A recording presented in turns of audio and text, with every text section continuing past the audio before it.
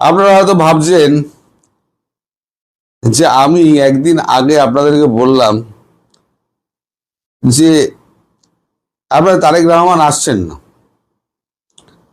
কিন্তু যেই আমাদের পরাগ জৈনের সফরের পর যেমন 180 ডিগ্রি ঘুরে গেল সব ব্যাপারটা, তাতে এখন বলতে পারি ক্ষমতা থাকলে না এসে দেখা। আপনারা মাঝে মাঝে আমাকে উপেক্ষা করেন না, উপেক্ষা করে আপনারা বলেন যে ভারত একটা দুর্বল রাষ্ট্র, তাকে সবাই এসে চাটা মেরে যাচ্ছে, সে কোনো কথা বলে না। আসলে আমি বলেছিলাম ভারত সহনশীল দেশ, কিন্তু সহনশীলতায় কেউ যদি দুর্বলতা বলে মনে করে তখন সময় মতো জবাব দেওয়ার জন্য ভারত তৈরি হয়ে থাকে। এই যে বাংলাদেশের অত্যন্ত বাড়াবাড়ি যেটা চলছিল, শেষ যেটা আমাদের দীনেশ ত্রিবেদীকে করলেন, একজন সিনিয়র পার্লামেন্টেরিয়ানকে, তাকে সামনে রাজদরবারে যেমন সাধারণ মন্ত্রীরা বসে থাকে, সেরকম রাজদরবারের মতো একটা দরবার খাটিয়ে সেখানে একা তারেক রহমান বসে আছেন, আর সব পারিষদ বর্গের পাশে ওখানে ভারতবর্ষের একজন 43 বছর ধরে পার্লামেন্টেরিয়ান যিনি রয়েছেন, তিনি ওখানে গেছেন, যিনি দুবারের রেলমন্ত্রী এবং রাজ্যসভার ডেপুটি স্পিকার। তাকে বিন্দুমাত্র সৌজন্যটুকু না দেখিয়ে তাকে এক কাতারে বসিয়ে দেওয়া হলো। ভালো, এই পুরোটা কিন্তু পরাগজয়ন লক্ষ্য করেছেন ওখানে থেকে। ডিজিএফআই এর সঙ্গে যখন মিটিংটা তার হয়, डीजीएफआई के एक कथाई उन्नी बोलेছেন যে आप लोग क्या इंडिया को हलवा रोटी समझे क्या, कभी सेवन सिस्टर खा लेंगे, कभी उड़ीसा खा लेंगे, कभी कलकत्ता खा लेंगे, कभी आधा इंडिया खा लेंगे, समझ क्या रखा है आपने। डीजीएफआई चुप, কোনো কথা নেই। বলে যে আমাদের পুজো আসতে অনেক দেরি আছে, দিওয়ালি তো অনেক পটকা পটকা জমে আছে, বর্ষাকাল, সব বারুদগুলো নষ্ট হয়ে যাবে, তা আমরা তো দু চারটে পটকা ফাটানোর জন্য একটু প্রস্তুতি নিচ্ছি, দু চারটে পটকা ফাটুক। মানে সব দিক দিয়ে এমন ঝাড় দিয়েছেন। তারপর দ্বিতীয় হলো তারেক রহমানের সঙ্গে মিটিং। পরাগজয়ী টু দা পয়েন্ট কথা বলেন এবং অল্প কথায় কাজ সেরে তিনি বেরিয়ে আসেন, ফালতু বকেন না। তাকে পরিষ্কার বলে দেওয়া হয়েছে যে ভারতবর্ষ সমস্ত রীতিনীতি মেনে আপনাকে চিঠি দিয়েছে। প্রথম চিঠিটা হচ্ছে শোক জ্ঞাপনের চিঠি, দ্বিতীয় চিঠিটা ছিল আপনাকে ওই দিনই আপনাকে ভারতে আহ্বান করা, নিমন্ত্রণ করা সকন্যা সস্ত্রীক, এবং তৃতীয় চিঠি যেটি এসছে সেটি হচ্ছে আপনি বিমস্টেকের সভাপতি হিসেবে আপনি যেহেতু আছেন, তাই বিমস্টেককে যা রিপ্রেজেন্ট করছে আপনাকে চিঠি পাঠানো হয়েছে। সেটাকে ইস্যু করে আপনি শেখ হাসিনার প্রত্যাবর্তন আপনি আটকানোর চেষ্টা করছেন, আপনি আটকাতে পারবেন না। আমি ডিজিএফআইকে বলে এসেছি অনেক বারুদ জমে আছে আমাদের, বর্ষাকালে নষ্ট হয়ে যাবে, তো দু চারটে পটকা ফাটাবো, ইচ্ছা আছে। তো এবার কি করবেন না করবেন এবার আপনারা নিজেরা সিদ্ধান্ত নিয়ে নিন, আমি বেশি কথা বলবো না।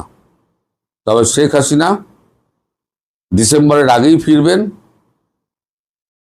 আজ এসপিজি যিনি শীর্ষ কর্তা তিনিও আমার সঙ্গে এসছেন, সঙ্গে আরো দুজন ডেপুটি ডিরেক্টর এসছেন। আমরাও পুরো রাস্তাঘাট খতিয়ে দেখে গেলাম, নিরাপত্তার বিষয়টি দেখে গেলাম।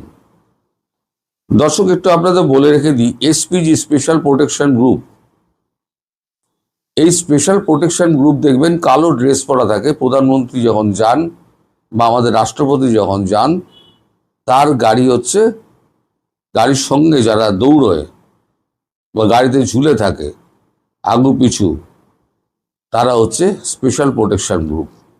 এই স্পেশাল প্রোটেকশন গ্রুপ আমাদের এখানে দুজন ব্যক্তি পায় নর্মালি, এক হচ্ছে রাষ্ট্রপতি, এক হচ্ছে প্রধানমন্ত্রী। আর একজন পান, তিনি হচ্ছেন শেখ হাসিনা। তাহলে বুঝে নিন এবার শেখ হাসিনা এখানে কি মর্যাদায় রয়েছেন। তো আমার যতদূর মনে হয় এসপিজি বোধহয় সঙ্গে যাবেন, শেখ হাসিনার সঙ্গে যাবেন। আর এই যে পটকা ফটকা ফাটানোর কথা বলা হয়েছে না, যদি তার আগে বেগরবাই করে, সরি, পটকা ফটকা পাঠিয়ে সব হাওয়া করে দেওয়া হবে।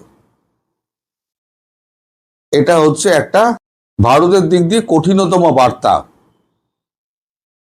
सीधा होता है बेटा, नहीं तो मार के लंबा कर देंगे। हलवा रोटी नहीं है, इधर मुंह मारता है उधर मुंह मारता है। তারপরেই আপনাদের ওই তারেক রহমান, তারা সাহস হলো না, তিনি ওই কষা জাহিদকে দিয়ে তিনি এই বক্তব্যটুকু লাগিয়ে দিলেন। যেন এটাই যেন একেবারে বরাবরের, এটাই যেন একেবারে সিদ্ধান্ত ছিল। আমি শুনছি আর হাসছি। আমি কর্নারে দিয়ে দিচ্ছি, আপনারা একটু শুনুন, কর্নারে আমি দিয়ে দিচ্ছি। হাসিনাও যদি বাংলাদেশে আসেন, উনি তো বলছেন ডিসেম্বরে আসবেন, আমি বহুবার বলেছি তিনি যদি আসেন পূর্ণ নিরাপত্তার সাথে তিনি আসবেন, পূর্ণ নিরাপত্তার সাথে তিনি বিচারিক প্রক্রিয়ায় যাবেন, পূর্ণ অধিকার ভোগ করবেন বিচারিক প্রক্রিয়ায়, যা যা করা দরকার। তারপর আদালত যে সিদ্ধান্ত নেবে সেটা আমরা সবাই মেনে নেব।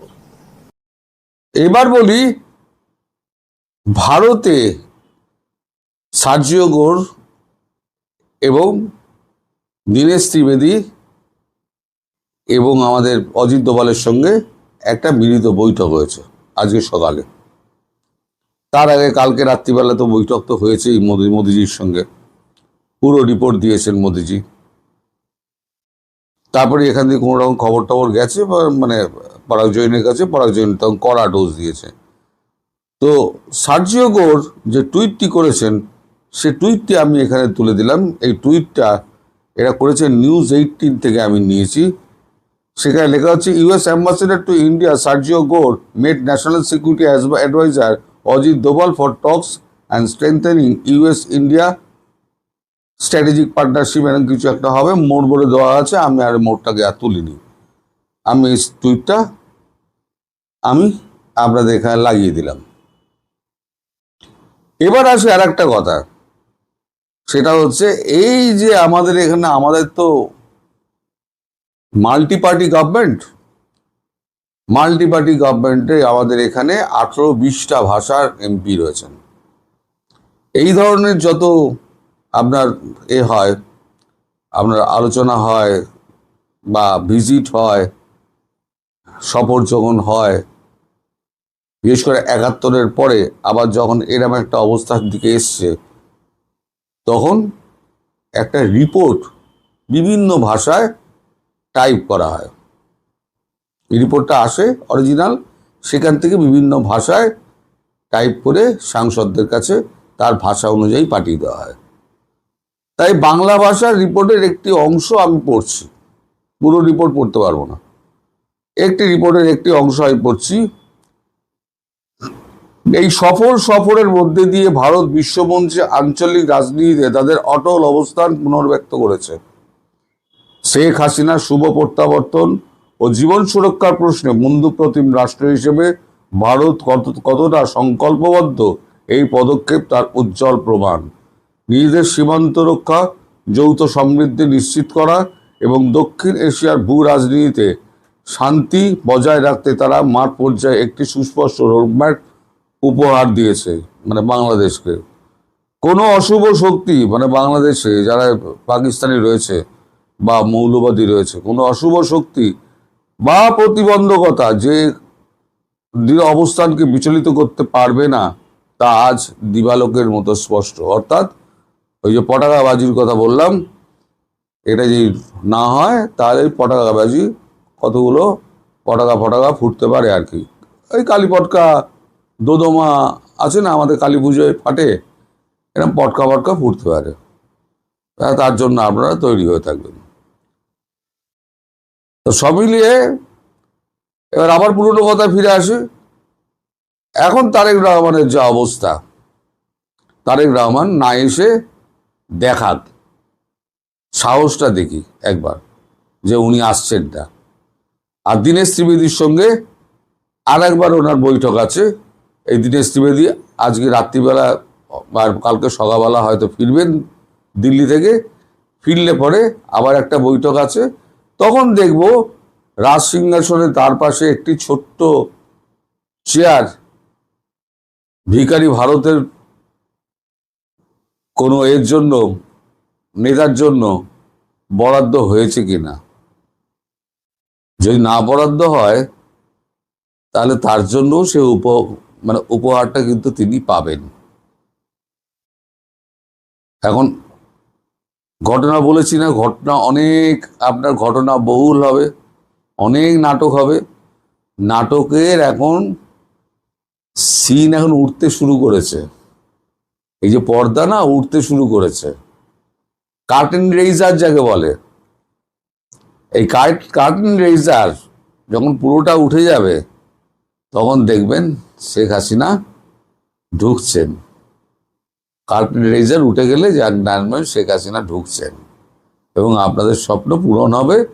এবং আমি সেই যে 2024 সালের 5ই আগস্ট থেকে বলে আসছি, মুখ ব্যথা হয়ে গেল আমার বলে বলে, এবং আপনাদের গালাগালি শুনতে শুনতে আমার কানে পোকা পড়িয়ে গেছে। হ্যাঁ, তো আমার সেই আশা পূর্ণ হবে। এরপর আমি যা বলেছিলাম তাই করব।